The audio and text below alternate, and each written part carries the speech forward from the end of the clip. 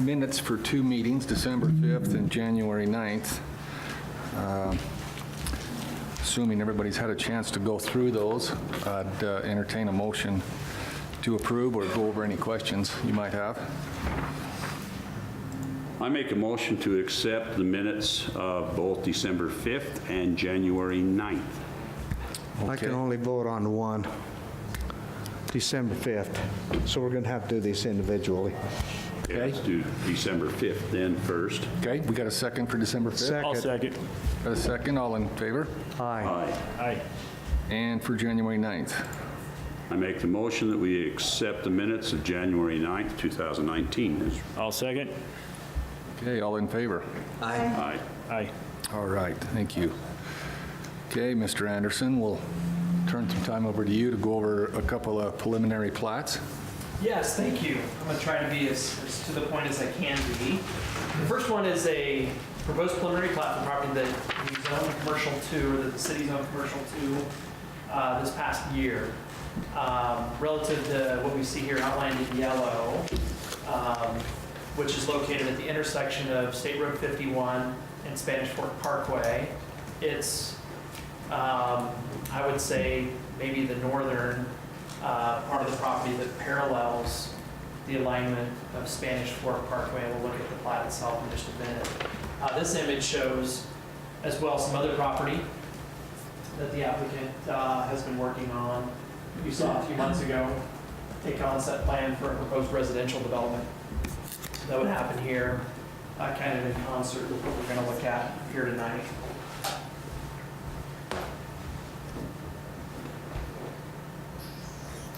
There's some photos of the subject property. We'll spend a lot of time on those.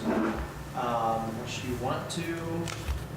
These are some of the issues that we've looked at relative to the preliminary plat, and some of these really don't come into play until we look at the site plan. So let's just say tonight, we're really just reviewing some of the fundamentals relative to the prospect of the applicant being able to subdivide these properties so as to create these individual lots, which incidentally then probably will be subdivided beyond just what we see here with 5 lots, but also the spaces in these buildings, which will be professional office buildings, will be further divided into condominium spaces that on the 2-floor buildings could be configured in a lot of different ways.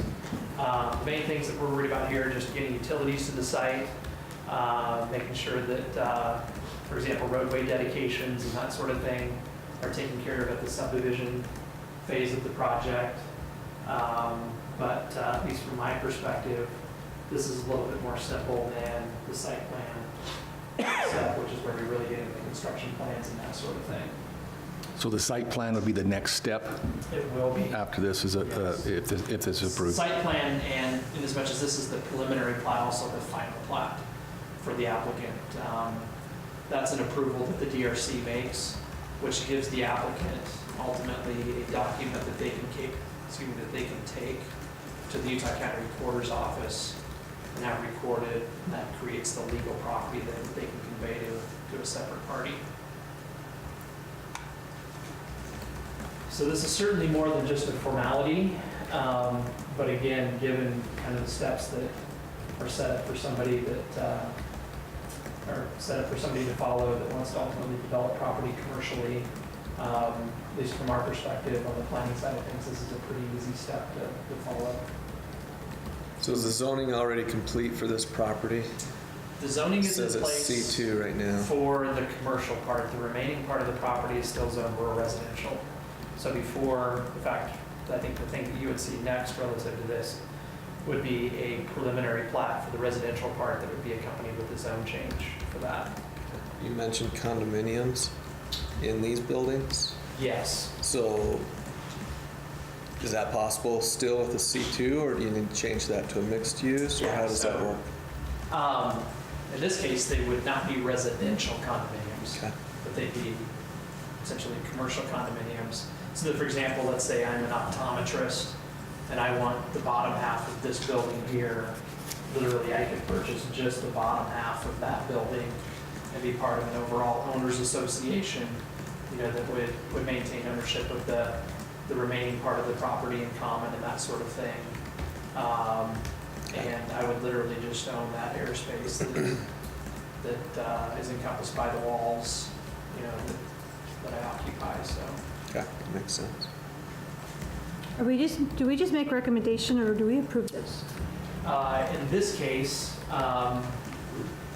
you are the approving body. And the site plan, are we also the approving? Or That's the Development Review Committee, Okay. approves the site plan. So will this come back to us? For the commercial part, it would not. Okay. Is the plan to have the construction of, say, Phase 1 be concurrent with some of the residential that's going to be built to the south of it? Probably not. Probably not. You won't be ready for that until possible. This will probably start this spring, and the commercial start this spring, residential probably the following spring. Okay.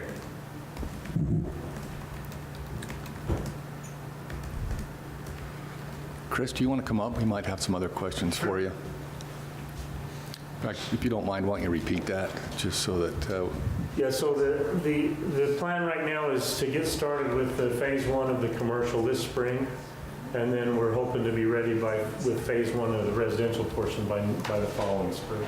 Is Phase 1 of residential directly south of Phase 1 of the commercial? No, Okay. no, it's on State Road 51. Where the clubhouse and stuff like that is Correct. located. Okay. Yeah. how far do you see those, in your best estimate, those 5 phases being done? Probably one a year, I would guess. Yeah. Hopefully it'll go faster, but I think reasonably one per year. What kind of requirements, Dave, will that present Chris as he's doing Phase 1 in conjunction with the other phases, you know, for like curb and gutter and streets? And will he have to do that whole strip of his property or just Phase 1 with improvements? Mr. Clark, do you want to weigh in on that? I don't know what you anticipate. You're talking about improvements here. Yeah. What had you anticipated, just the frontage? Yeah, I mean, there's sewer lines and power and stuff that'll have to come, you know, through the other plats. And there's storm drainage that'll have to go through the other plats, but I would anticipate curb gutter and sidewalk and street improvements just to be in front of Phase 1. So I just see. from here to here, and then Yes. you see any? No, our last comments were on the site plan. We're still reviewing that. I'm going to speak loud again. Show us how you'll phase this. This interesting phase, the first phase is in the middle where the utilities are going from different spots. Uh-huh. So I want to make sure it's going to work together as a whole. We don't see a problem having it just improved in the frontage of Phase 1 and then as it needs to on the way out. Utilities may be a different order, I see. but we're still working through that. Okay.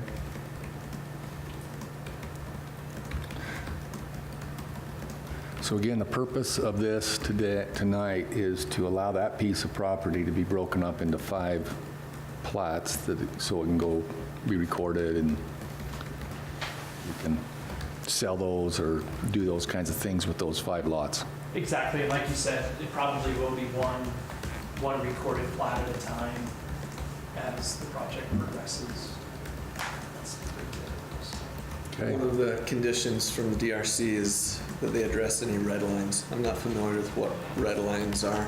Yeah, so Mr. Clark just referred to some comments that we've given the applicant relative to changes that they need to make to their plans. And by the time that we get ready to bring it, Hold the mic.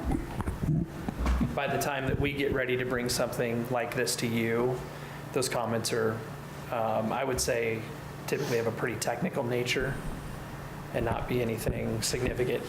There wouldn't be anything that would change, for example, what you see at this level of detail. Okay. So our approval tonight's going to be on just Phase 1, right? Preliminary? No, it's on the Okay? whole thing. On the whole thing? Okay. Very good. So the findings is just reinforcing that the convenience store, professional offices, et cetera, that he's got planned fit that zoning. That's findings. Exactly. Yep. Okay.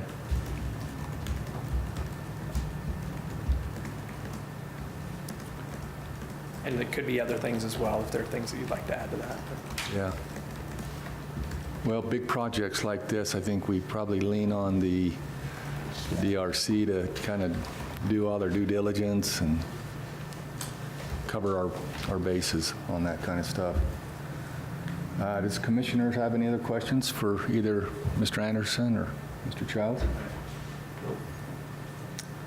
Would anybody like to make a motion to approve this, or?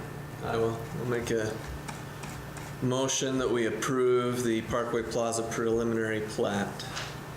Okay, and do we have a second? I'll second it. Okay, got a first and a second, all in favor? Aye. Okay, Thank you. break some ground soon, will you? Okay, next one, River Cove.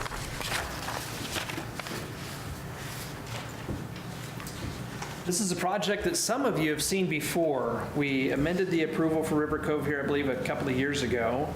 And simply put, that approval is expired. So we're back tonight to request simply that the preliminary plat for River Cove be reapproved. Subject property here is in between, let's say, a lot of different things, Del Monte Road and the Spanish Fork River. This is, I believe, the Quail Hollow subdivision. I know Quail Hollow's in the area. I don't know if this is Yeah, all that's Quail it. Hollow or some of River Cove. No, that's all. Okay, so this is the dividing line between those two subdivisions, I guess, then? Does that sound right? The majority of River Cove has been built, so we're just looking at the last few phases that are remaining. Personally, I think for a few reasons, it's good to see it kind of get finished off. And maybe we could talk to the applicant about the anticipated timing for that and that sort of thing.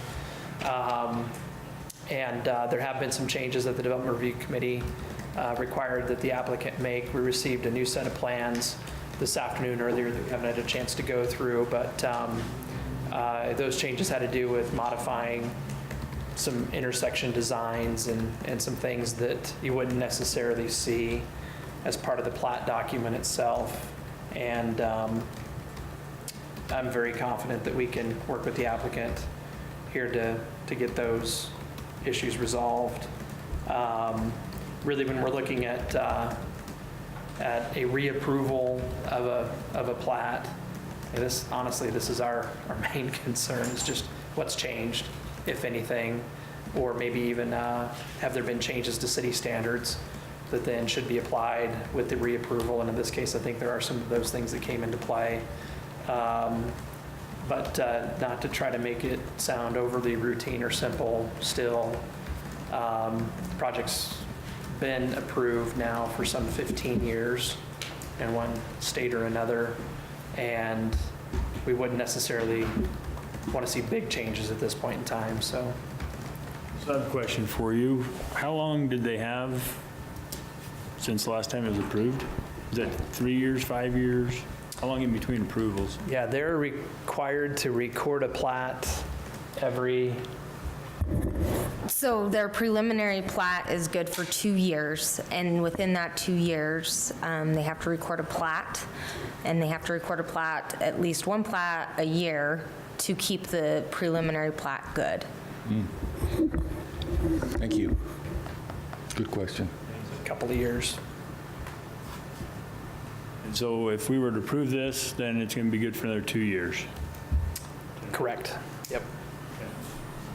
And will this come back to us at all, as far as a subdivision approval? This would be it. So the individual phases, those final plats are just reviewed by the Development Review Committee.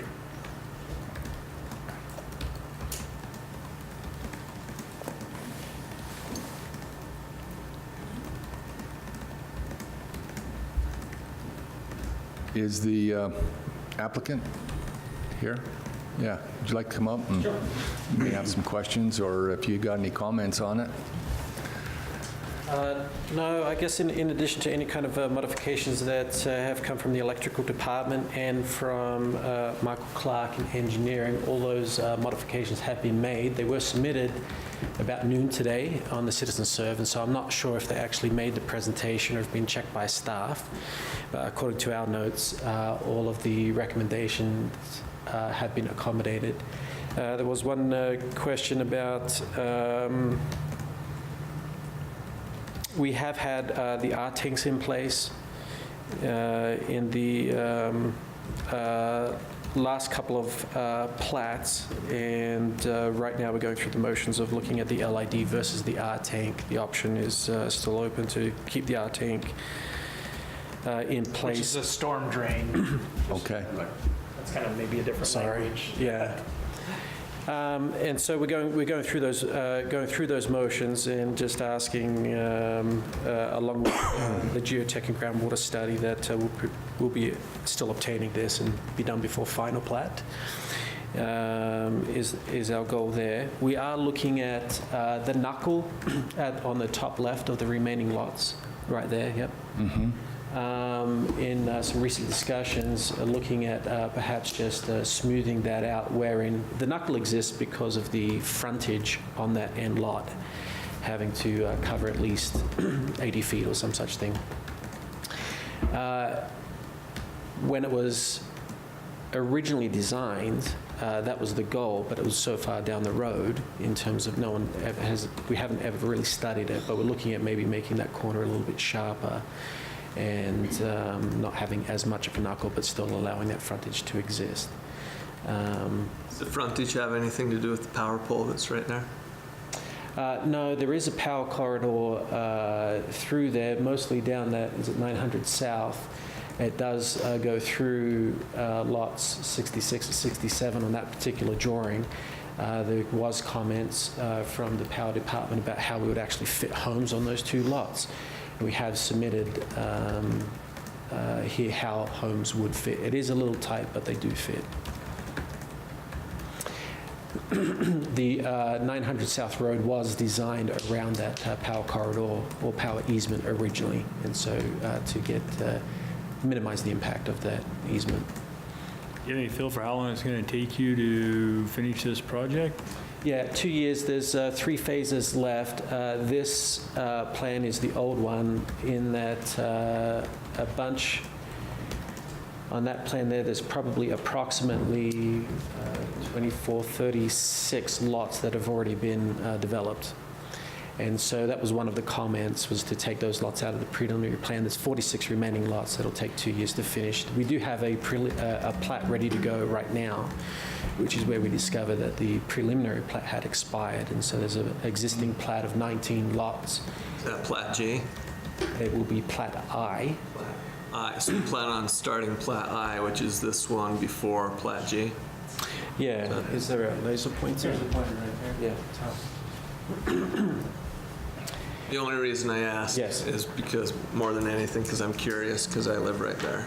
Oh, gotcha. Curious what the... Yes. So this, for other commissioners, this was Plat E, this was a G and H in this area. So these whole street here and this here have been developed. Plat I exists right here. So that's different than what's on what we've got. It is slightly different, and that's been changed and resubmitted here this morning.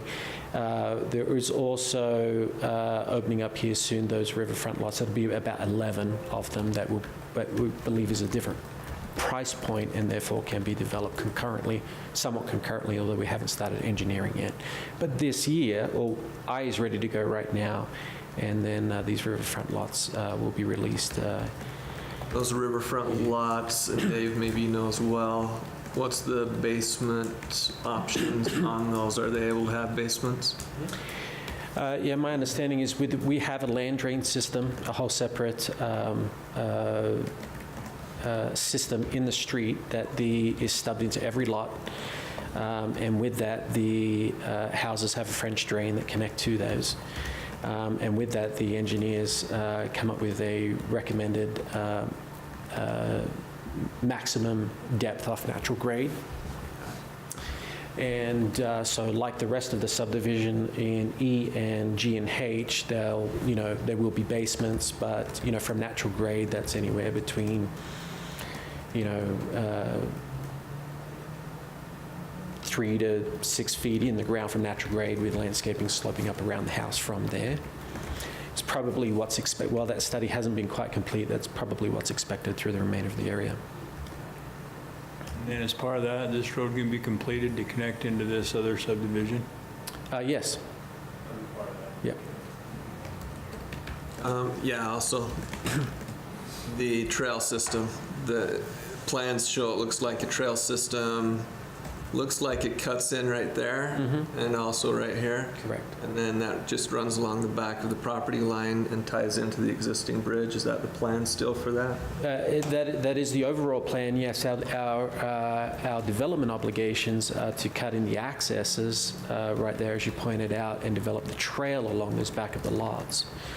And I leave Dave to address sort of the rest of the connection from the edge of the property here down to the bridge connection, which is somewhere in this vicinity. I think will be done through some grants or some other things that have been contemplated in the past. So does the trail development take place as each individual home goes in? So if this home gets built, then they'll do that portion of the trail? No, when we put in the infrastructure, the road infrastructure in those riverfront lots, we'll develop that trail at the same time. So that trail would be in before homes are built. Correct. Which is kind of important for a few reasons.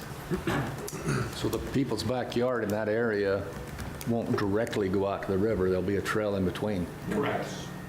And a lot of them anyways, these lots right here, these three, I think, there's an entire rock bedding that goes from the top all the way down to the river anyways. So you really don't have access to get down to the river. That was part of the reason to put it there, the trail? That was part of the reason? No, It was a stability issue that had been identified a number of years ago that we took care of here 18 months ago or so. Does the commissioners have any other questions for the applicant? Okay. Thank you. Get her built. Yeah, thank you. You're done.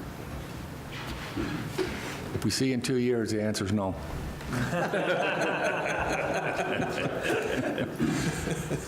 Dave, just a question on, kind of the spirit of what this commission's been going over the last few months with concern about the architectural view of like roads and stuff.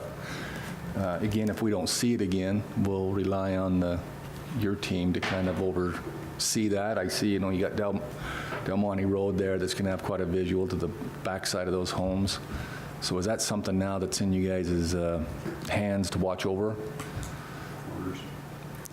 We have not adopted any additional regulations yet, Okay. so no.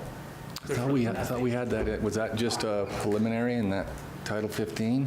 Yeah. And Okay. certainly if we were reviewing a new project, Uh-huh.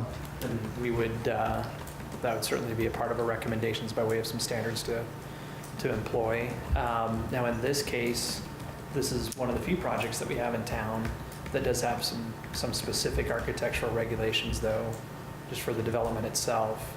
I know at one point in time there was a functioning architectural review board that I think is still operating. So there are some standards that come into play. I don't think they do much to address the backside typically of homes.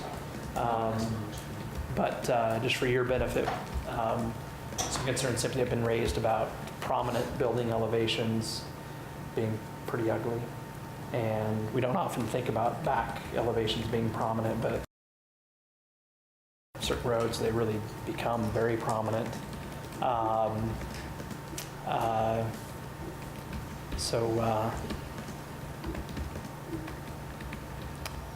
Is that maybe a discussion you could carry on with the applicant? this one, I can't think of any homes really that the backs of the homes face any roads, because all of these right here, really low, right? they're way low. They're extremely low from this road up here. They're About all probably you see is the 50 roof. feet drop, probably. Yeah, you see just a, Okay. and all of the rest of these, you're facing other homes, and so you really don't see any Yeah. backs of the homes in this development. there's specific covenants in place on the subdivisions there require a certain amount of articulation in the back homes and things that isn't typical for neighbors, but there's a little bit more in place for the back homes, although I think the commissioner's right, there's not a lot of exposed back house. The only issue that I'm familiar with that this development's had, and this is something that as a commission we probably should consider, and Mike, the city as well, the biggest problem that this neighborhood has is just this street right here being as long and straight as it is. You get a lot of cars that really go well over the speed limit because it is really just a straight. You ought to be up on 7th East where I live and see that road, that long road. Yeah, so anytime you see a development where in residential, there's just a really long road, any way you can break that up if possible should be considered. So, I don't know how you do that, but. Talked about that a little bit recently. Different things that can be employed, both when the development's being constructed originally, but then also how do you go back and maybe retrofit a street to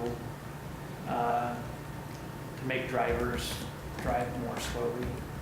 I don't know. This is very similar in some respects to a road in Spanish Trails, which is the Fieldstone neighborhood just on the other side of the river that we were just talking about earlier today. In that case, we actually have a city trail that crosses a road that's really long and really straight. And in fact, I think it's even wider than this one, which makes people feel even more comfortable to drive fast.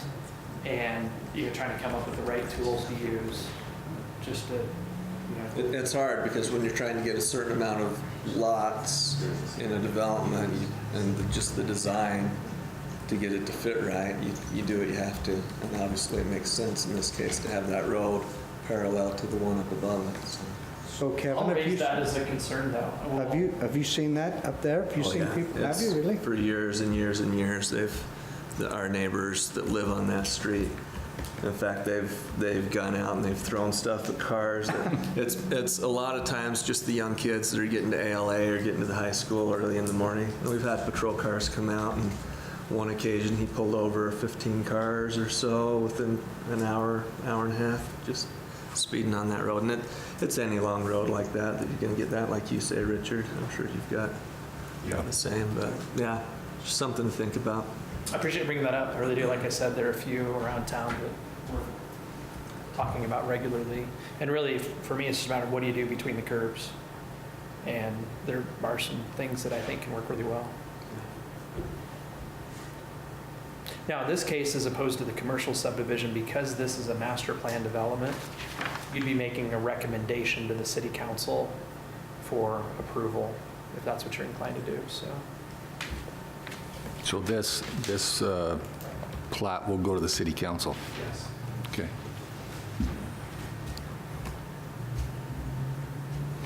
Okay. If there's no other questions, commissioners, entertain a motion or further discussion. I'll make a motion that we approve we recommend the preliminary plat to the city council. Second. Okay, got motion and a second. All in favor? Aye. Okay.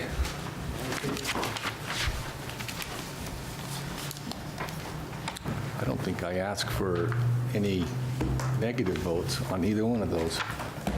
Okay, now that I think about it. Put the hardware away. Okay, so you had a presentation you did with the city council, is that what you said? Did you want to go over? Yes, I do. Could we hear Nick come up. Mr. Dart's? 10 minutes? Yeah. Okay, cool. I'm just going to dive right in, in the spirit of trying to move things along a little bit quicker. Don't want to shortchange Mr. Dart at all relative to the discussion. We have been talking about this particular site for quite some time, and by way of just kind of orientation, Carl's Jr. is right here. So Carl's Jr. is the only property between what we're looking at here and Main Street. This is 800 North on either side of the street. There are some office, I think those are condominiums as well, with different uses, property adjacent. It's kind of mixed use, there's an apartment in the basement, and I think it's a chiropractor office. There's my quick rundown on the site as I see it. It's constrained relative to the width. It would be wonderful if it was 15 or 20 feet wider. And adding to the constraint is the fact that there's a power line along the west property line. So we're very particular about how close we'll allow buildings to be constructed to the power line, which is what this image kind of illustrates. It's a little bit abstract, but you can see what's intended to be the building with the corner of the building that's closest literally to the power line in the air. And we try to measure that distance to make sure that there's a certain clearance between the corner of the building and a power line. And I think with the image that we're looking at here, the applicants that is at least very close to meeting that requirement. But that being said, the need to provide, again, that spacing from a power line that's not right on the property line, but rather is several feet inside of this property or to the east of the property line, in order to shift this particular building footprint over far enough to accommodate that required setback, then we don't meet a requirement that we have in place over here for landscaping adjacent to the neighbor. So there are a few different options that exist relative to the site and getting it to where the design does conform to our city standards. And I'm just going to cut to the one that I think at this point is best and throw my 2 cents worth in. Something we've talked about a few different times, but and there are pros and cons without a doubt to a number of different scenarios, but this distance is rigid, can't change. But what we could do is relocate the driveway over to this side of the property, which moves the building as far away from the power line as possible without having the need to have that space consumed with the driveway on the other side. That would allow the applicant, again, to shift the building this way into where the driveway is located now. And just, again, to be really succinct, I think that's the best option to follow today. Now, if we do that, I think we also should change a setback requirement that we have, which right now would be 20 feet over here. And just to kind of give you a little sense of scale, this gray that we see here, that's indicative of about 21 feet. So right now, that's about how far the building would need to be from this property line, which is where it is. And literally, I think you can cut that distance in half, go down to 10 feet, which is fairly consistent with the setback that we have for other buildings in the area from property lines. And do it for other projects that are like this as well, and it wouldn't be a negative in any situation. So is that ready? What's that considered, like just an exception, or what? How do you? Changing the standard of the code. So you'd have to change the whole code for this project? Is that the only way to do an exception? Could we just do a conditional use on that and forget about changing the codes and stuff like that? Conditional uses don't quite work like that. So right now, this is a permitted use in the zone. And we can talk more about conditional uses at another point in time, but we'd have to make this a conditional use. And conditional uses don't give you the ability to waive requirements or grant exceptions or that kind of thing. But I guess. What about like a infill overlay? Is that an option, or? That's a residential. Tool? Yeah. What did you just ask for? Infill overlay. That's residential, you said? Yeah. Only. It's only allowed in residential zones. Yeah. So is there any other workarounds? I mean, I'm kind of like Richard. I hate to make a standard change unless it needs to be changed. I think it needs to be But, you know, why is it 20? Why But would you Dave, think? you got different projects all around the city's going to be like this, and so if you change it here, you might have to change it and tweak it on another project. There's ought to be something we can do that every project's got an individual look that we can, and something that we can use, like a conditional or something like that, that we use that and work with that instead of having to change the Title 15 every time we turn around. It Used to just- call that a variance. It's real stupid to do it that way. We've done away with that, though, haven't they? There's got to be a way to do this. Yeah, we could, I'm going to disagree just flat out. There has to be a standard.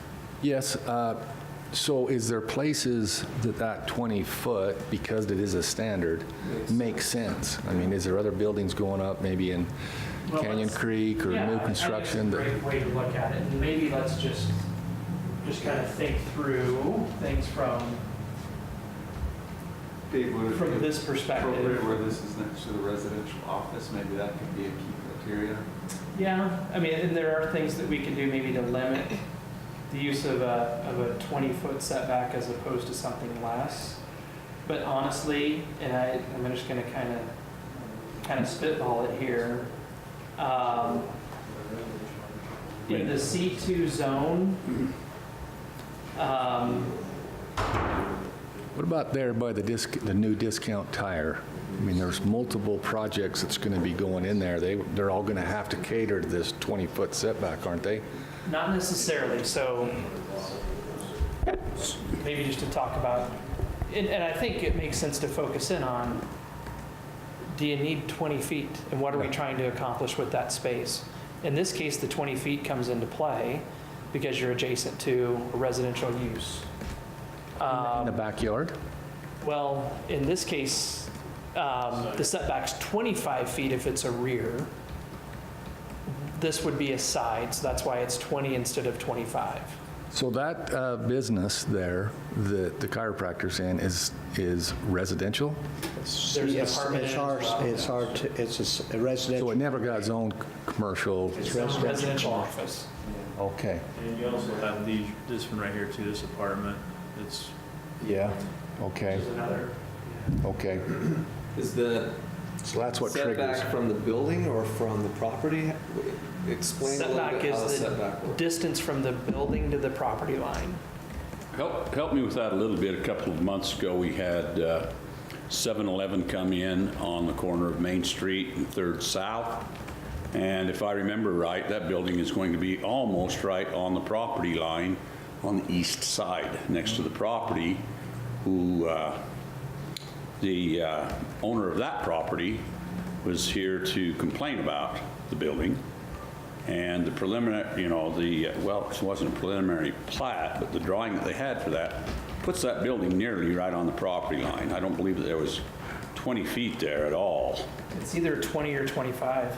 It is. That's part of the reason they had to purchase the property, That little the house to the east. to the east. Exactly. Even with that, though, they're right back close to that back. If that's 25, then that's why I was asking. Yeah, no, they meet that criteria. There, I could pull up the site plan. Yeah. So it's the residential neighbor that triggers this. If that was a commercial neighbor, what would it be? Potentially 0. Fact check So here. back to the Discount Tire area, they can sit there and, And that's the difference, yeah. So on 7-Eleven, they have the 25 there. And honestly, I mean, I think there's good reason to think through just how we want people to use space. And I think it does make sense to not have, for example, a building right up against a wall, or to have, even like we see with the site plan here, a driveway that's pretty close to a wall, maybe just with some minimal landscaping next to it. But if you have 10 feet between a building and a property line, there's plenty of room to get in that space to maintain a building. It's enough room that I don't think it just becomes a derelict kind of space that people don't maintain. You can plant trees in 10 feet and do some of the things that our code requires to do. I think this project is a good example of that need to help people use space a little bit more efficiently. Dave, real quick. So we adjust the setback from 20 to 10. would that allow them then also, if they wanted to make this a larger building and meet or build it all the way to the setback? I guess it could, right? I think theoretically, they would have a few extra feet to work with. Yes, not theoretically, I think they would have a few extra feet to work with. And still maintain That way. that distance from the power line. Right, yeah. Are we talking about the setback from the power line, or are we talking about adjusting the setback from the residential? Which Yeah, one are let we talking me, about? that's a great question to raise. I'll just go here real quickly. I should have maybe started here. But if they change the entrance from the east to the west, then the only issue is the power line, Won't even be that because the road will be over because the there. road will be wide enough That's to. right. The power line becomes a Accommodate. non-issue there, and that's where, Non-issue. as we've gone back and forth as staff, and we've tried to figure out where does it make the most sense to give? The power line seems to be the thing that That's we right. don't want to give on, and that's why we're kind of talking about other ways to look at the site. This is the specific number that would need to change. It's page 46. My scrolling's not all that smooth, I apologize. Dave, is, Want to come up? Yeah. You're you will be the Yeah. applicant? I am, yeah. What's your name? Nick Dart. Okay, thanks, Nick. The 19 feet from the center of the pole away from, is that the proper setback? Or my understanding is that it was 19 feet, is that? I think it's in the ballpark of that, yeah. But just to point this For out the, really for quickly. the power, yeah. This is what we're talking about here. So the 0 is where the property's adjacent to commercial use, and the 20 is where it's adjacent to a residential use. And so we'd just be talking about changing that number. It probably wouldn't need to go all the way to 10, to the point that was raised about, what literally you could fit here. My guess is that 12 or maybe even 14 feet might work. That's how close they seem to be. And I really appreciate kind of your immediate reaction, which is what does this do to other sites in the city? And genuinely, I think a 10-foot side setback for this use is appropriate, even if the adjacent use is residential. So I don't have any concerns with recommending that we change this number, and I feel that way whether we were dealing with this specific situation or not. You've got a couple, there's one right there that, what would that compare to? What's that? So that's another possibility, which would be to change this property's zoning to commercial office instead of commercial 2. And it's already And 10. then it would already be 10. And then what's the third one? 'Cause that's got a 0. So that's downtown. That's not going to work here. That's not going to So work. downtown with a residential next to it would be 0.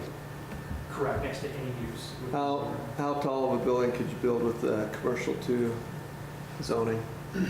35 feet unless you're, sorry, I'm going to misspeak here if I don't pay a little bit of attention. It's 35 feet if you're adjacent to residential, 48 if you're adjacent to something else. So I'm just thinking if I've got a home that butts up next to a commercial 2 zone, and my home's pretty close to the back of my fence, how much distance would I want between the back of my home and the commercial building, depending on how tall it gets next to me? Am I fine with 20 feet, or would I be all right with 10 feet? I don't know. So I think that's a great way to look at it. And part of the reason that I went to the map a minute ago, this becomes an issue in the older plats in the city. I mean, those are the places where we have that adjacent residential use and commercial use side by side. And in those areas, the properties are predominantly zoned R16, where you can have a home that's 35 feet tall, and it can be set back even as close as 5 feet to a property line. It's either 5 or 10. So just from like a building size kind of a perspective and that sort of a thing, the relationship wouldn't be different with a 10-foot setback than what we have with a residential use that's adjacent to another residential use. Does that make sense? Yeah. I mean, they're different uses, but that's another thing that's something you feel comfortable, suggesting that as an option, so. But there are certainly others from a regulatory standpoint, and honestly, for me, I guess the feedback that's most valuable from you is, what do you think makes the most sense for a site?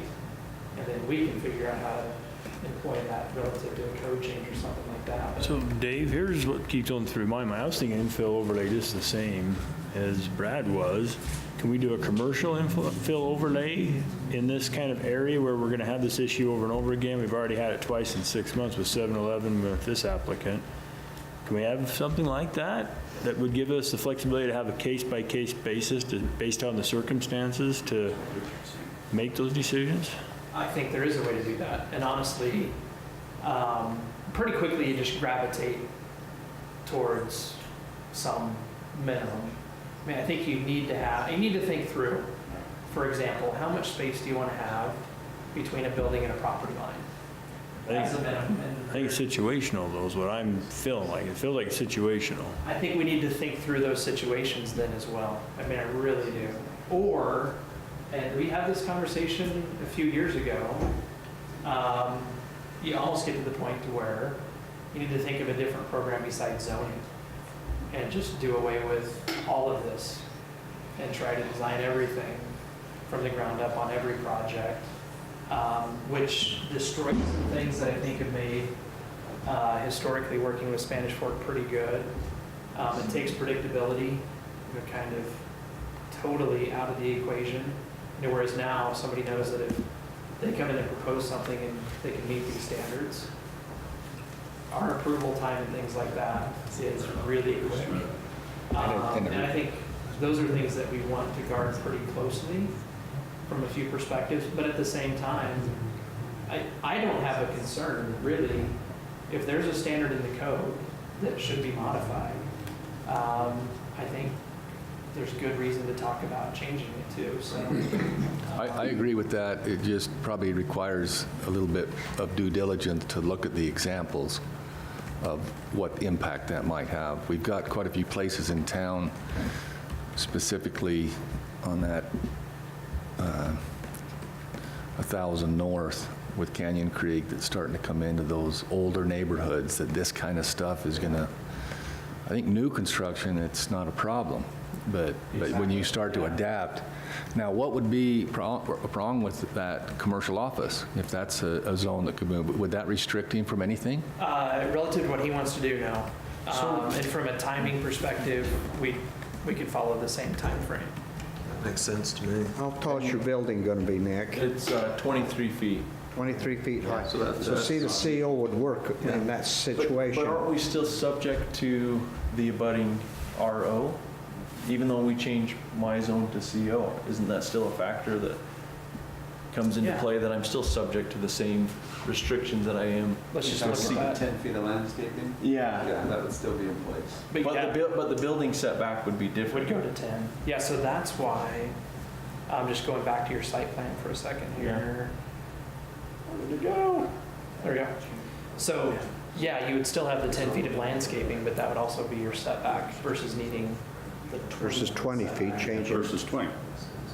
That's the- You know, We either have to change to 20 feet on a C2 or change it to a CO, and you get your 10 feet, comes in Anyway. closer.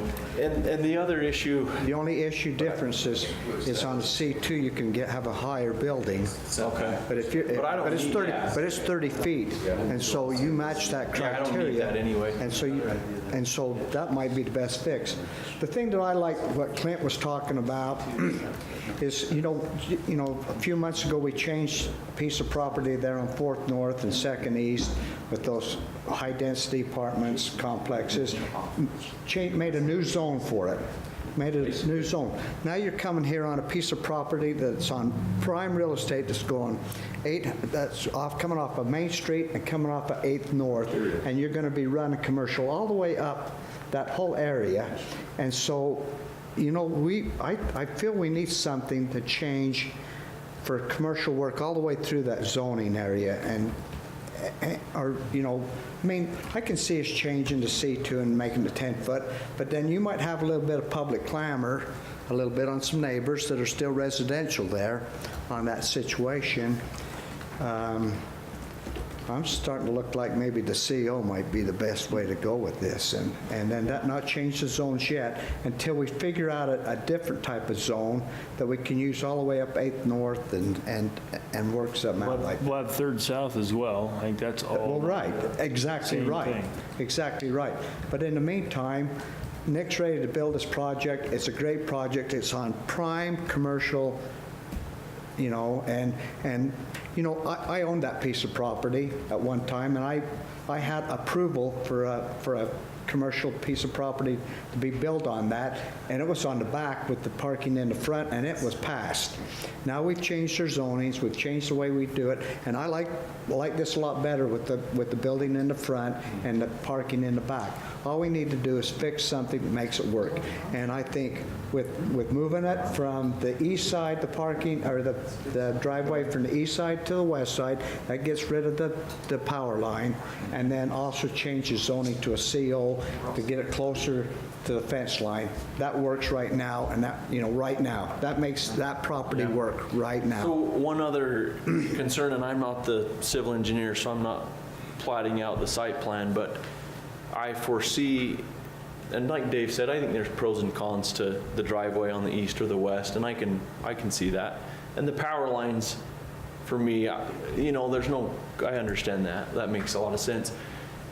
But if you go back to the site plan, Dave, I know what's going to happen going from east to west.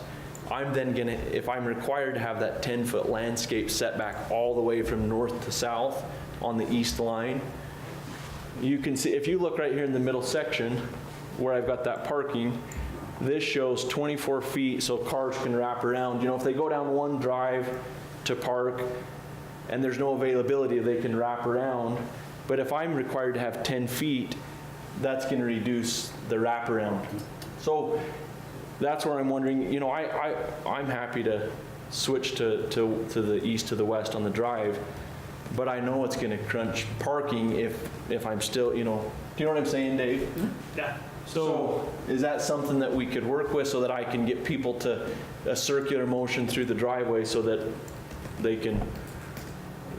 like say if one section's full and they want to wrap around to the back section, but if I'm, you know, like say envision on that east side now, if that's cut down to 14 feet, that's probably not enough. You could talk to your architect and stuff and possibly turn those islands a different direction. And rather, if I'm reading that right, you've got that wraparound all the way around plus in the center. If you turned it into one planter or whatever that is in the center and make it a little bit longer, you'd still wrap all the way around. You'd have parking on the north, the south, and that you may get a little more parking that way, and instead of having Is two that 10 wraparound. feet go just where the building part is, or does it have to run the whole distance? Yeah, so there's Is it just where the building is? There is a 10-foot landscape requirement adjacent to, with the wall requirement, any place that a project abuts So all the way down? residential use, all the way down. Yeah, so you see he has it here. That would continue all the way up along that boundary. So another option we haven't talked about, but I'm assuming you could bury those power lines and then not have that issue on that side. Yeah, and that's something that I've explored with Kelly and Tom, and Dave's aware of this line too, but it's one of the main lines. It's a 600 amp line. There's fiber optics on it. There's Comcast.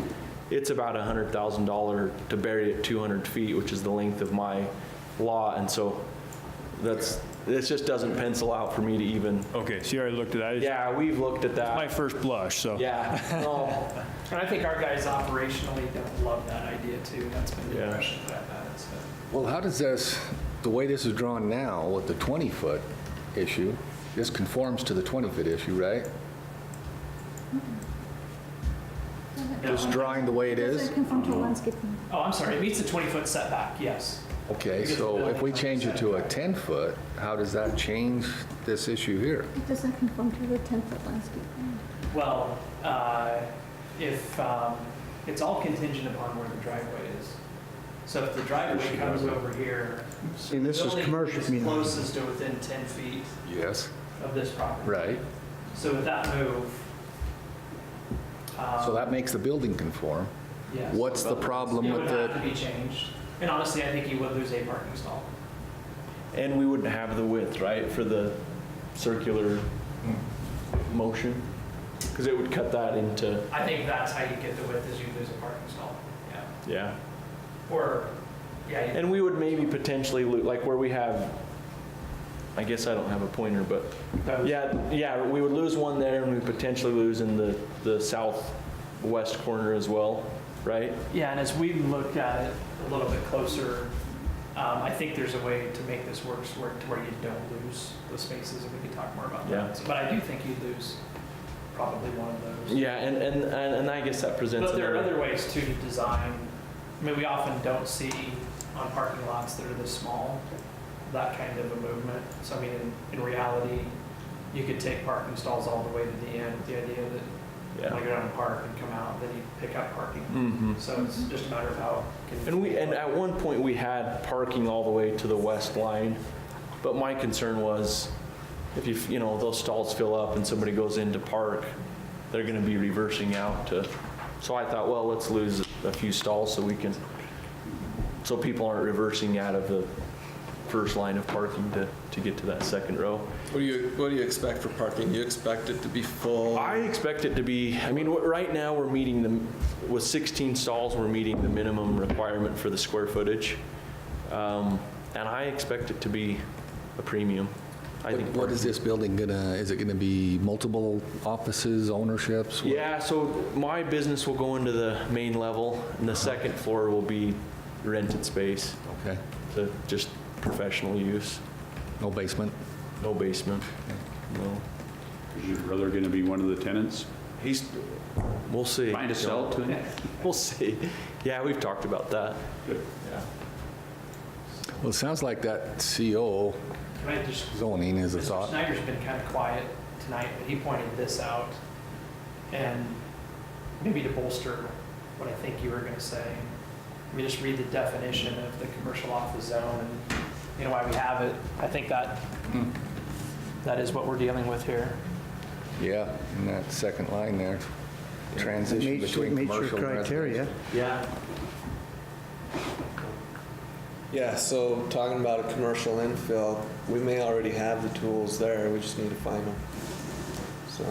So, as Richard pointed out, you know, this time of year, we're nearing when we really want to kind of get going. Does that push it out Yeah. that's much? What's timeline Good wise? question. What's timing on that, Dave? So no matter what, It's gotta go to the something's public. got to change. Yeah, whether it's 20 to 10 or zoning to this zone versus what's currently zoned, right? Right, and so that process is the same, public hearing with you and the city council to get it approved. So that's gonna be March.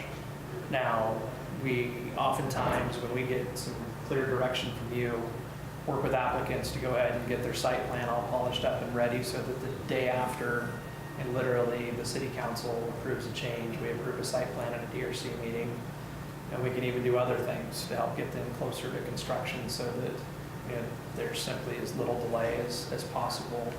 And that's what I feel like we would want to do in this case, to get things ready. I think you're getting ready to give us some pretty clear direction. We take that and just run with it and get the hearing scheduled and stuff like that so that we got it done as soon as possible. Where it is now. So I would recommend we switch it to the CO zone is how I'm feeling. Nick, you could even tell your architect, keep your dumpster where it is. That would get that, I mean, curve out of that anyway, give it more room on the other side if you look at it. Yeah. They allow street parking on 800 North? If we do, I can count on it forever. I think we've talked about that I think eventually that could change. Seems to, Currently, it is I allowed. think it is, but I'm not It certain. is. We don't see a lot of it, but I think it is. I think the commissioners feel better about maybe using this other zone that's available versus changing the code Okay. without maybe more due diligence on changing the code. That's the read I'm getting as well. So, And just to clarify, CO abutting RO, 10 feet is the building setback. That's right. That's what, is that the way you guys You're read not it? going to get any more than 10 feet if we change the C. change it anyway. C2 The C2. Honestly, So- if I had known that early on, I probably would have done that months ago. Yeah. I mean, Yeah. just be, I think it's a good option. yeah. Yeah, your height is your big deal, and if you're only going 25 feet or whatever you just said, Yeah. it meets the CO criteria. You know, if you're going up higher than 30 feet, then we'd have to do something with the C2. Yeah, because So you're in- that so buys you're me in some that really way. valuable So- space.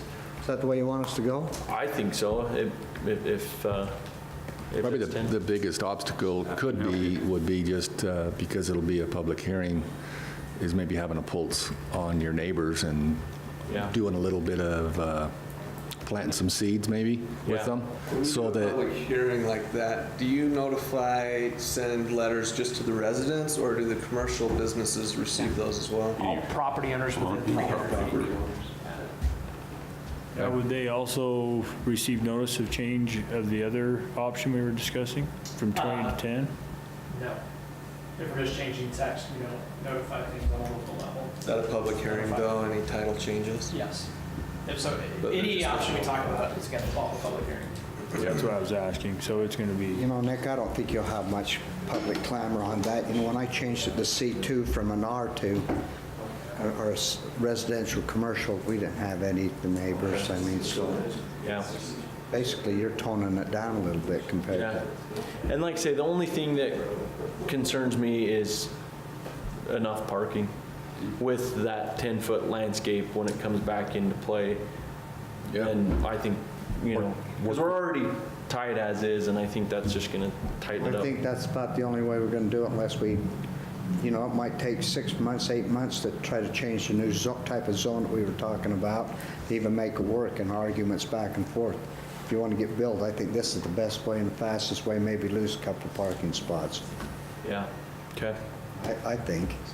And- Okay, so I'll get with Dave, I guess, on There's a that step process. we'll and- have you jump through with this, Okay, and then it's just a matter of refining your site plan.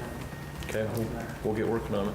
Okay, thank you. Appreciate it, Nick. thank you. See you, Nick. Look forward to your building. Thank you. You get 25 minutes. Notice that. I did notice that. So,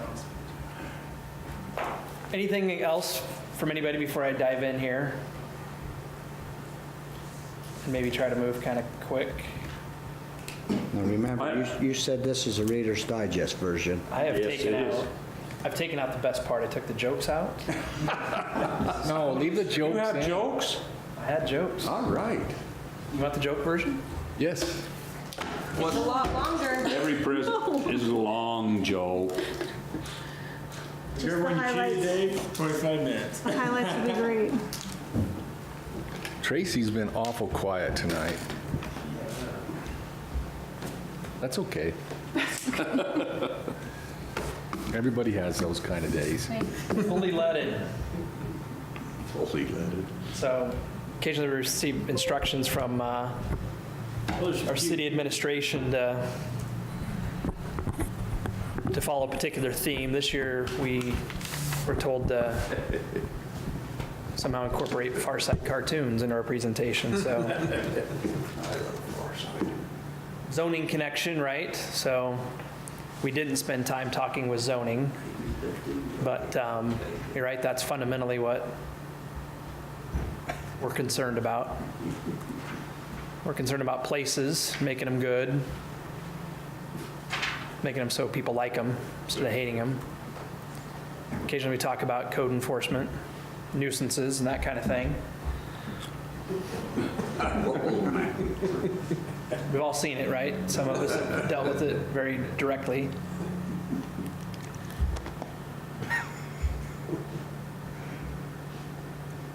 And 449 permits were issued this past year for new homes. That's up from 341 in 2017. Big jump, over 100. 5% increase. So with that, we've ramped up relative to our building inspection staff and some things like that. We've got some great staff. This is the breakdown just relative to single-family and multifamily. If you read much about concerns along the Wasatch Front, obviously housing is a big one. And, thinking about, for example, that project that Chris Childs might do, the residential one, and the fact that we're slowly depleting our supply of lots for single-family homes, things like River Cove, that certainly helps. But if they take 2 years to build out another 80 or so lots, that's not going to make a big difference. But really 1 or 2 big residential projects, and we're going to be more multifamily than single-family in Spanish Fork, which I never thought I'd say, ever.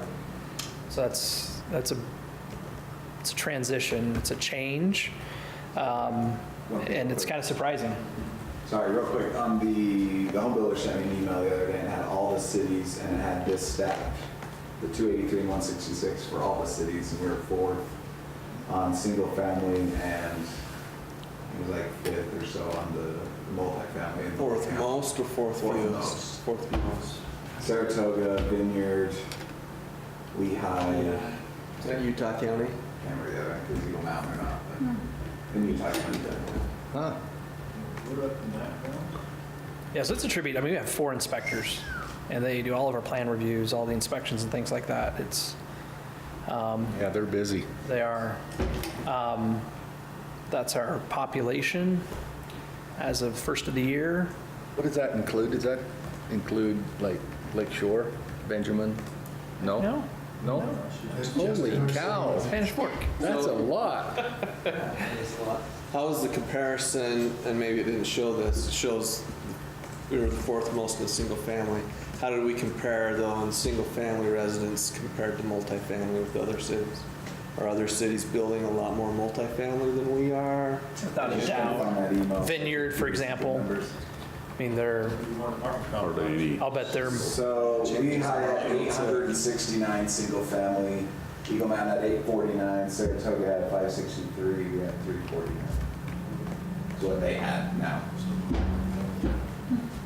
So that reschool apartment project that we approved, and it started the reschool apartments, yeah, that being that statistic of that is by way of the 66? multifamily. That's 36 of the They counted 166. a lot of multifamily, because they only have 11 multifamily owners, so. It doesn't matter how they count it. What do they determine single versus multi? They're busy. Oh my. They're busy, 36 a day. And one thing that's interesting for me, and some of you will be on the commission probably when we get up to 50,000, and that for a city is a particular benchmark to where you begin to qualify for some different funding that you don't qualify before you hit that mark and that sort of a thing. So might be 2023, might be 2024, but we're getting there. I think that's when the planning commission also turns into a paid position, isn't it? Wait that long? Wait, no. You're not paid? Man, I'll tell you, the golf passes, that was a huge thing for us. That took a decade to get to. Didn't do me any good.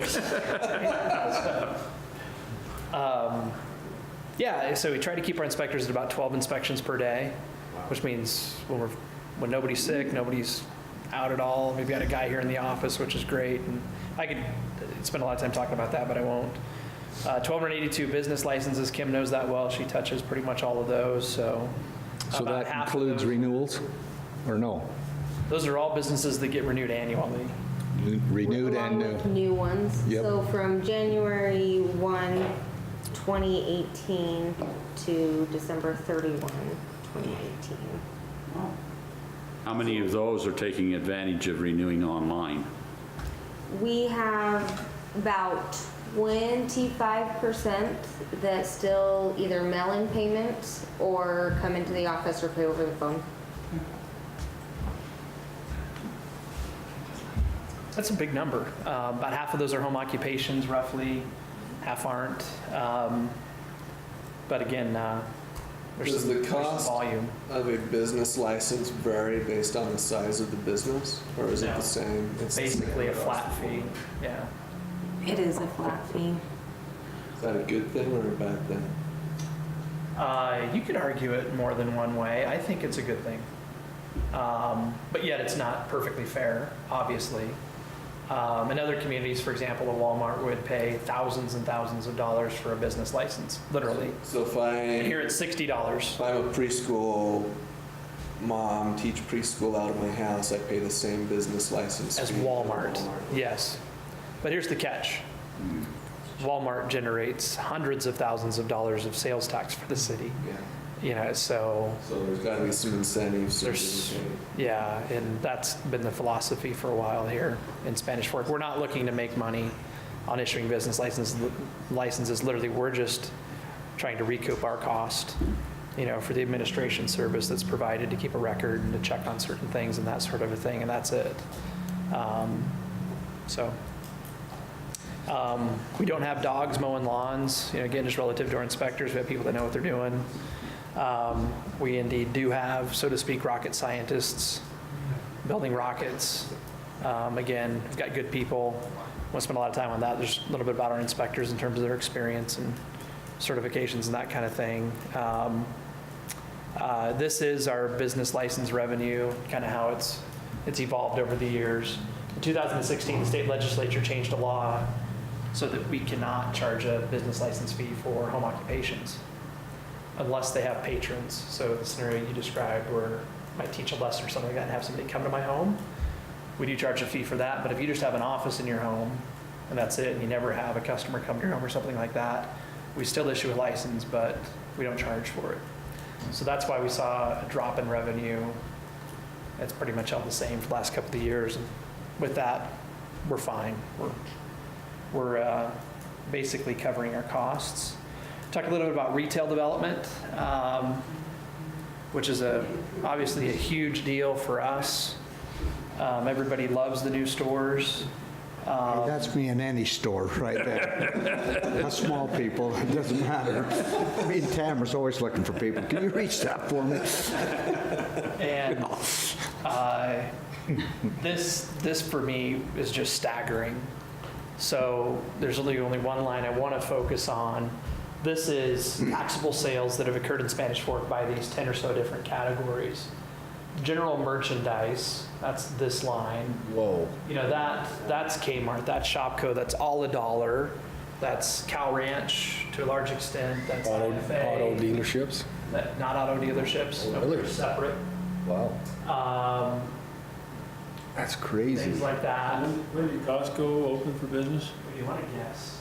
Well, I was there. The mountain.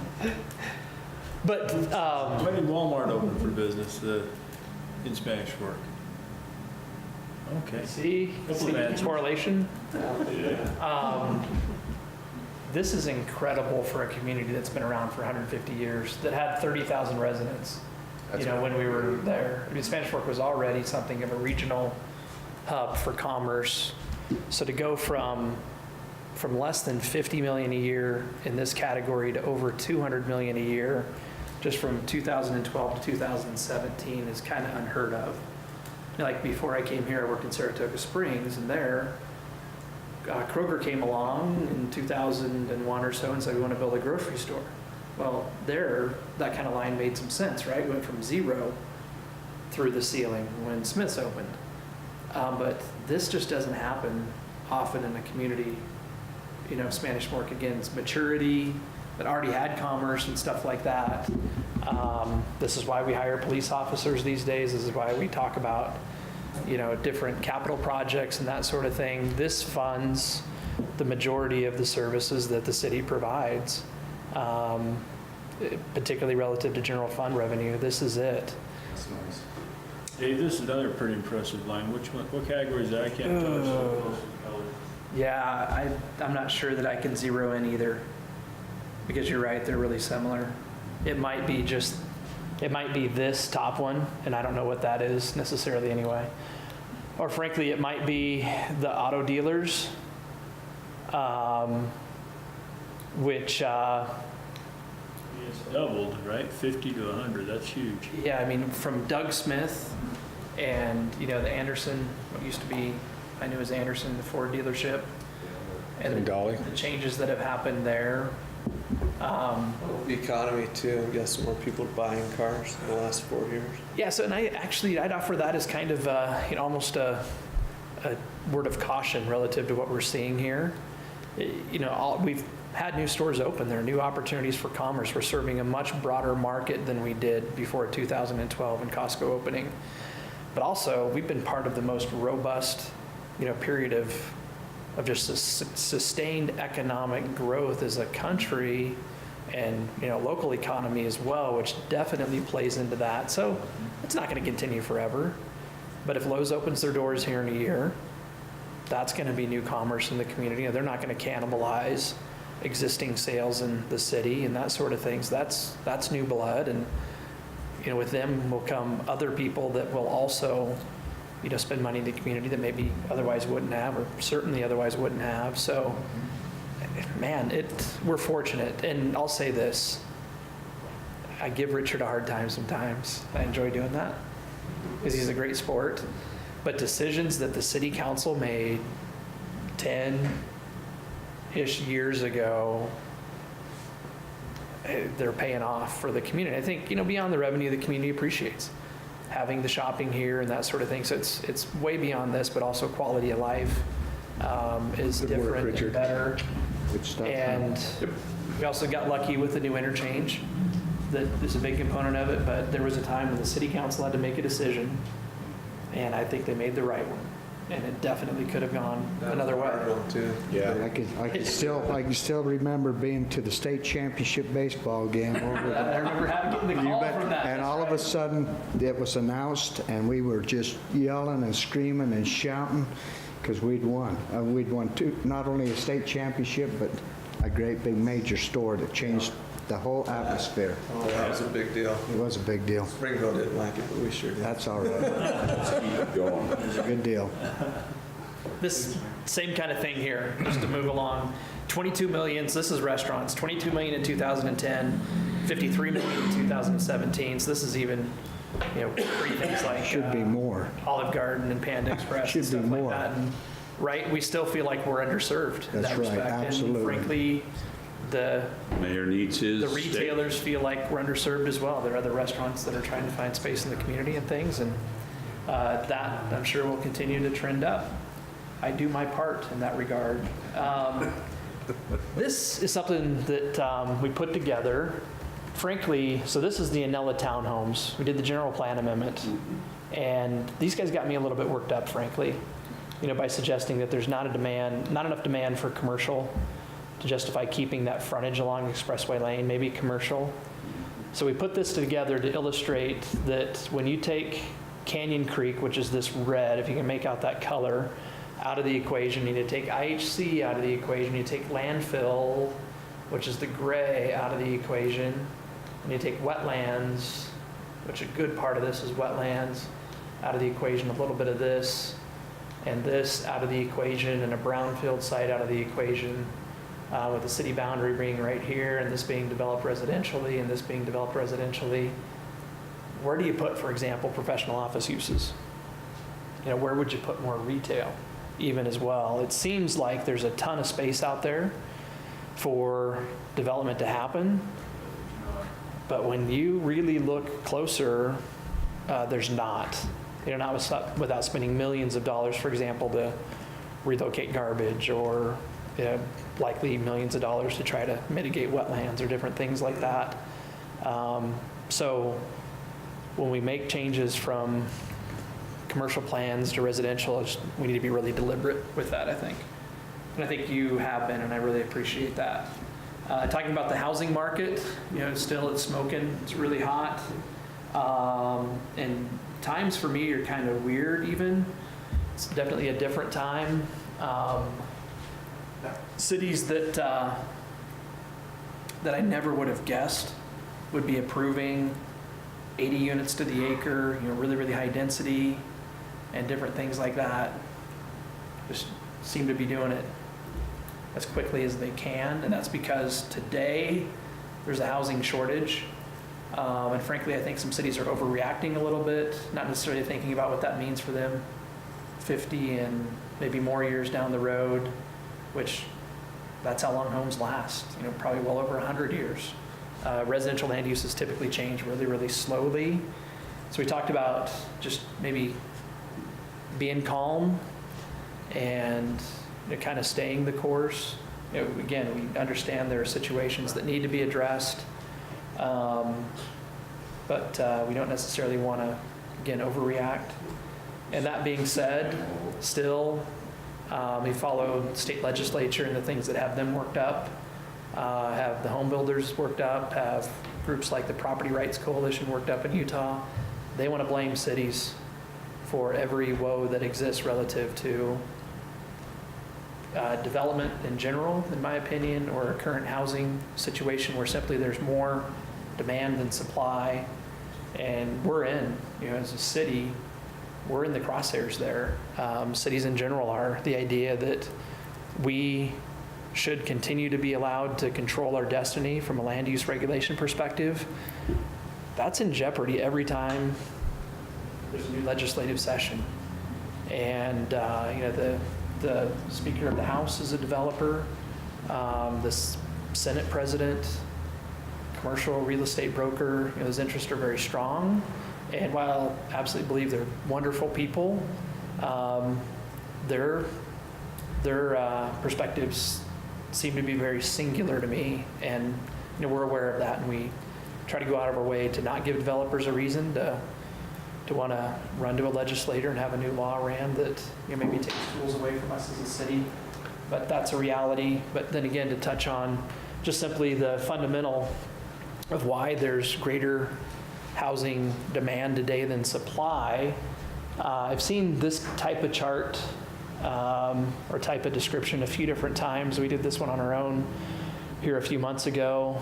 So back during the pre-recession kind of housing surge, there were about an average of 15,000 homes being built along the Wasatch Front every year. And that goes back even, previous to 2000, you're kind of in that range pretty consistently, 15,000 new homes a year.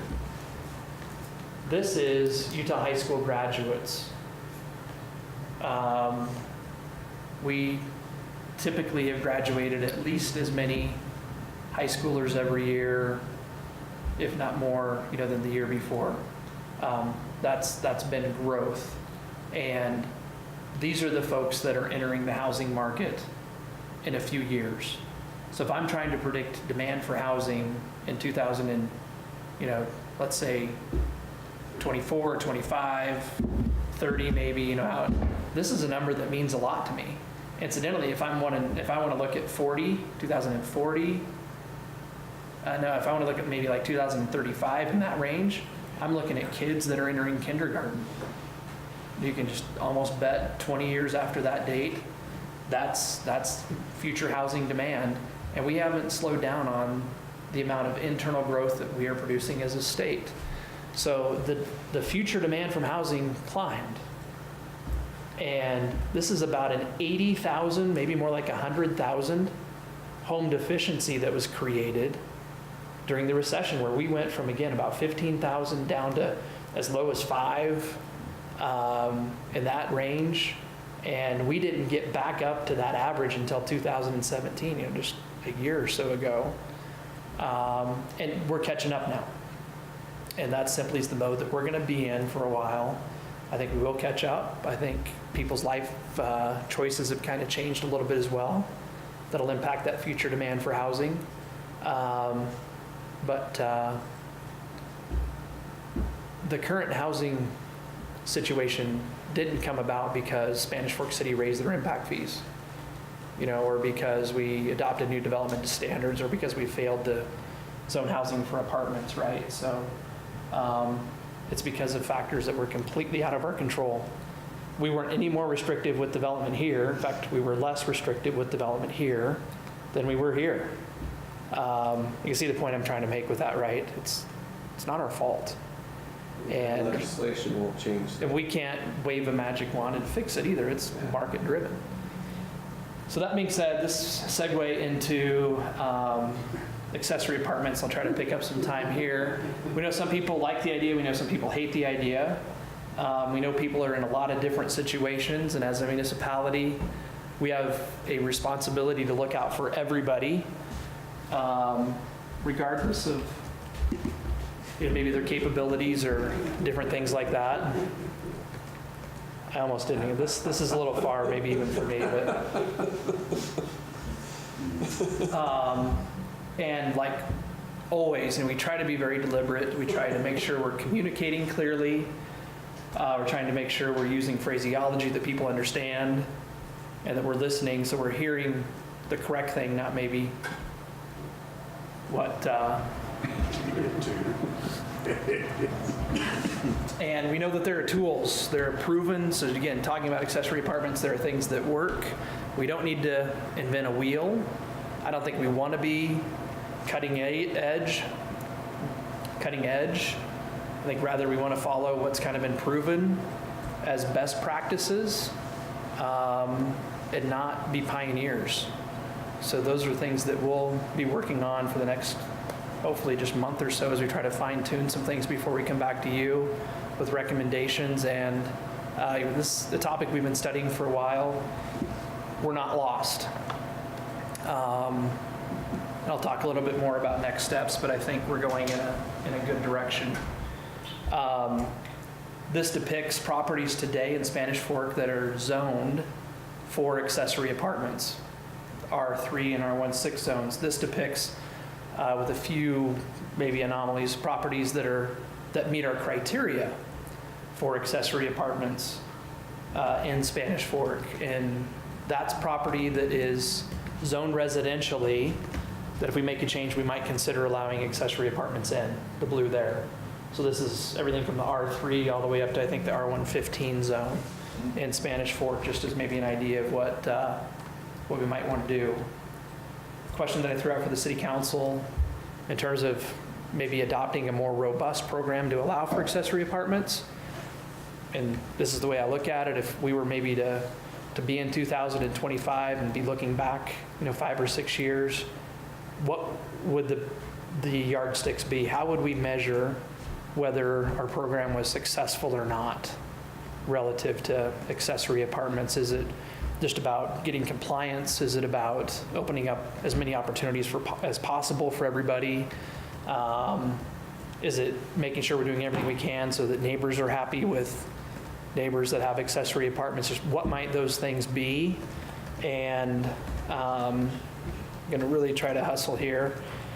We went through a pretty robust public input period. We had a strong survey response, shy of 400.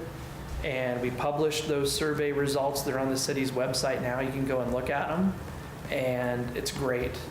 There is great data. I really appreciate Scott Aylett, the city's PIO, that put the survey together and helped us administrate it. I'll go through a couple of other things relative to that in a minute, but if you're interested and want to look through that, I'll touch on some of the numbers here in a second from that.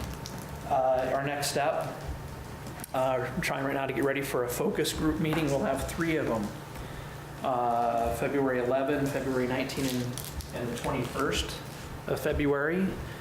Probably have groups of between 8 and 15, it looks like, for those groups. And it's just one more kind of check on some thoughts and ideas that we want to throw out to see how the community's likely to respond.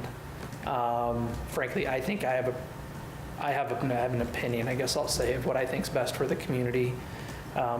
What's more important is making sure that we're doing what the community will embrace to the greatest extent possible, again, understanding that there are different opinions, and we're not going to be able to make everybody happy. But buy-in, if you will, by the community becomes really, really important. Just a couple of the numbers from the survey. What time are them? What time are those meetings? You know what? It's afternoon on the 11th and the 11th, 19th, and 21st. Sorry, it's afternoon on the 11th and the 19th and AM on the 21st, I think. And I can send you the exact times. Say that one. If you, tell me. let me send you the exact All right, times. all right. I'll go back and check that. But at the same time, I don't think you guys should be there. 'Cause you're a focus group. You're gonna get your bite at the apple as well. I almost like the idea of having Well, you know what? another set of eyes on it. But the other thing is I really think that something like this, the planning commission and the city council need to have a meeting together and talk about it. That's a great idea. Great idea. We used to do it. Hold that thought. We haven't done it forever, but It's been a while. We met in September, and I think that was a great meeting. It was really helpful. A lot of the 52 of the respondents already have an accessory apartment. The majority of the respondents said they're new of accessory apartments in the community. This registered as the #1 advantage of having accessory apartments. That's #2, kind of having, maybe on-property care potentially for an elderly property owner, or they could be a renter as well, providing additional affordable housing opportunities. No big surprises with any of that. Only 6 people said they didn't think there was any advantage of having accessory apartments. Anybody want to guess? We would have guessed that the #1 concern was that, and I think it's good to have that validated though, even though, like I said, I think we would have guessed that. I'm not sure to know exactly what people intended there, but I will say that thinking back to some of the concerns we had with accessory apartments a decade ago, people felt like there was a certain sanctity in their neighborhood being a single-family neighborhood, and were concerned about the renter element in the neighborhood, and I think that's what this is speaking to. I'm going to have to go really quickly through the rest of the things, but just basically things relative to cost were a significant concern. And then, properties being run down maybe, which by how we would define an accessory apartment, I actually think the likelihood of property maintenance being a concern, I think that's fairly unlikely noise. And 50 or so people didn't see any disadvantage in having accessory apartments. I'm going to go really fast now to the end, but we went through 12 or so comments that you can look at on the survey that's online. And I was surprised, I shouldn't have been maybe, at how insightful the different comments that some people offered were relative to accessory apartments. But I think there's a lot that can be gleaned relative to issues that we need to account for from the comments that people offered. Again, I'm trying to be respectful of the commitment I made to end at 7:30, so I'm going to go quickly, unless you want me to go more slowly. But this is all available online. I'll slow down if you want. These are all online, It these is. comments? Yeah, if anybody has any trouble finding that, let me know and I'll help you track it down. I think one of the things we definitely want to do is have a program that addresses as many situations and needs as we can, that reaches as much of the community as we possibly can, which is not going to be easy. I know that we won't be able to accommodate everybody's desire and want, but we want to reach as many as we can. We have a lot of accessory apartments that are illegal today. It's coming up with a way to make as many of those legal as we possibly can, almost as if there is a way to make a wrong a right, let's just say. And there are tools out there that we want to make sure we're using as effectively as we can when it comes to accessory apartments. So that certainly is a big part of the discussion, something we'll be focusing on with the focus groups, just in terms of what we do or don't want to do. These are the things that I think are going to be the real hot button issues. Do we charge impact fees or not? Do we require separate utility meters or not? What are the exact building requirements? So for example, safety things relative to how hot water heaters are installed, obviously hot water heaters, right? Wiring, making sure it's safe, making sure you don't have a gas line running through a furnace, getting to a hot water heater, things like handrails on stairs, cover plates, proper plumbing, P-traps, breakers and breaker boxes. Fundamental life safety things I think are a given. Do we allow accessory apartments in detached buildings? For example, If somebody wanted to build what might otherwise be a garage in the backyard and have that be, you know, almost like a guest house, but be an accessory apartment, is that something that should be allowed? Some people in Spanish Fork feel that it should be. Like a casita. Like a casita, exactly. I'm familiar with them, Salt Lake sure particularly running with it. in St. George. Commissioner Mendel, I'm sorry. That's okay. I thought we did it. That's okay. You're close. I am close to the end, so other things that we talked about, we'll time for March, we'll correspond on that, but it sounds like the first Wednesday in March doesn't work. It does So not we'll- work for at least 3 of us. We won't have a quorum, Yeah. so we'll work that out. Thank you. Thanks. See ya. Just how we handle some different things in terms of being able to have some system in place to monitor. And are there areas where, just right off the bat, we know accessory apartments don't work? There are neighborhoods in town today where they're built and there's no way to change, for example, to add parking, and we have parking problems. So, in my view, we shouldn't add to those problems by permitting accessory apartments. And we'll get into the weeds on that in more detail. So back to, This is a big deal, isn't it? you know, I think it's just really important to get it as right as we can, really.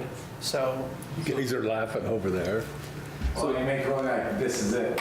First proposal you better I'm laughing too, Brad. So with current accessory Big deal. apartments, are the homeowners Damned if you do, required and damned to if you live don't, in right? yeah, and commonly, I would say as a term of art, accessory apartment by definition means the owner has to live there. Otherwise, it's just another term of art would be a duplex. It's just So if two, you've got a single-family home, it's zoned single-family home. Right now, there's only certain areas within the city that are allowed accessory. Are they still single-family home zoned, the ones that are accessory apartments?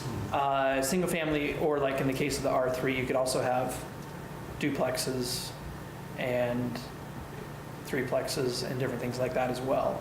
We also allow accessory apartments. So I assume there's probably single-family homes that are accessory apartments that the homeowner does not live in the home. Well, then, by definition, we would not say that's an accessory apartment. You know what I mean? I'd say it's being used as a duplex. Using it as duplex, Right. which is against. If it's in the R16 zone, and we were aware of that, we'd send them a letter saying, your property's being used as a duplex, and that's not a permitted use in that zone, and you need to stop. If it's in the R3 zone, we'd send them a letter that says, your property's being used as a duplex, and maybe we haven't ever approved that. We'd say you need to make application so that we can review to make sure you meet parking requirements and some different things like that. Yeah, so it'd be a different discussion in that respect if it was zoned R3. And Dave, just for feedback, I just think separate utilities is a non-starter, period. we've had that conversation, yeah. I'm just gonna say, And in all candor, I think we've come up with a way legally to make that happen. So part of the idea definitely, I mean, one way that I think this would be defined as a failure is if we develop a program with rules that are strict enough that we still have significant numbers of people that are preferring to fly under the radar than to sort of come clean and give us a chance to check on some things that we think are important and to make it legal. That's our goal. Still understanding, we probably will still come across cases where we're going to say, sorry, no matter what you do, it's just not going to work. but Dave, the overarching goal to have success is we go from a certain percentage we are now, and we need to have that number, and then go to another percentage, because the end result we're trying to get is more affordable or attainable housing for people who want to live in Spanish Fork. So if we don't change that at all, that number stays the same, we haven't accomplished anything. We just did a bunch of chasing our tail here. Yeah, for me, that's a big priority, absolutely. Do we have a baseline right now? Do we have any idea? That's part of it. We could guess, and we could come up with a number on how many are legal. But the other big priority for me is getting uses today that aren't legal and making those legal. So you're going from whatever, 50% illegal to where we're at like 2 or 3% illegal, that's a win in my view. So, So I'd recommend you get a baseline, just take your best guess as a city, however you're gonna do that. If it's power usage, it's different, change, I don't know how you do it, but get a baseline, then you can know in 5 years, do we have success or not? Do we go from 1%, do we go to 5%? Do we go from 0.5% of our homes to whatever? But you gotta have a baseline.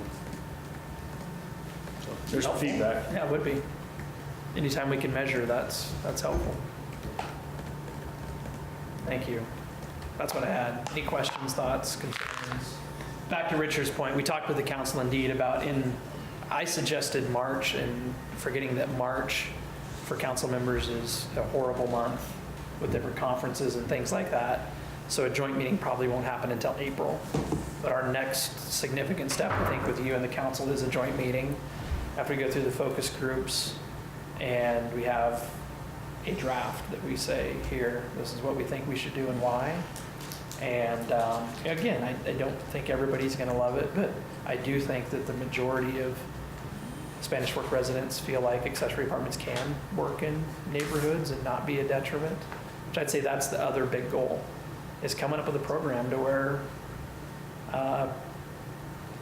people are given reasons to embrace the idea of accessory apartments instead of failures that they can point to as reasons to not allow them. So, and that means probably the people that have accessory apartments are going to have to step up and do some things to make it work well in neighborhoods, whether it's having sufficient off-street parking or, whatever the case might be. Okay, well, thank you for that presentation. Yeah, thank you, guys.